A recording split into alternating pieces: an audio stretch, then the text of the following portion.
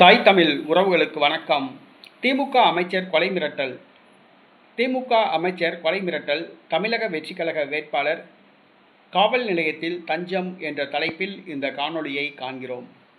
திமுக அமைச்சர்கள் பலர் தோல்வியை தழுவக்கூடிய நிலையில் உள்ளார்கள். அதில் முக்கியமானவர் துறைமுகம் தொகுதியை சார்ந்த தமிழ்நாடு இந்து சமய அறநிலையத்துறை அமைச்சர் சேகர் பாபு. இவர் அமைச்சராவதற்கு முன்பு சட்டவிரோதமான செயல்களில் ஈடுபட்டு வந்தார். கட்ட பஞ்சாயத்து, அடியாட்களை வைத்து மிரட்டுவது என்ற வேலைகளில் ஈடுபட்டு வந்தார்.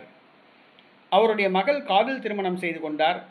காதல் கணவரை கூட துறைமுகம் சேகர்பாபு அவர்கள் கொலை மிரட்டல் விடுத்ததாக அவருடைய மகள் தெரிவித்திருந்தார். தற்பொழுது அவரை எதிர்த்து தமிழக வெற்றிக் கழக வேட்பாளராக சினோரா அசோக் என்பவர் போட்டியிடுகிறார். அவர் காவல் நிலையத்தில் புகார் அளித்துள்ளார். தனக்கு துறைமுகம் சேகர்பாபு கொலை மிரட்டல் விடுவதாக கூறியுள்ளார்.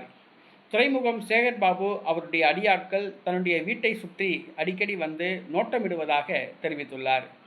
தன்னுடைய உயிருக்கு துறைமுகம் சேகர்பாபு அவர்களால் திமுக அமைச்சரால் ஆபத்து ஏற்பட்டுள்ளது. தனக்கு போலீஸ் பாதுகாப்பு வேண்டும் என்று கேட்டுள்ளார். திமுக அமைச்சர் சேகர்பாபு கொலை மிரட்டல் விடுத்த செய்தி தமிழ்நாடு முழுவதும் பரபரப்பை ஏற்படுத்தியுள்ளது.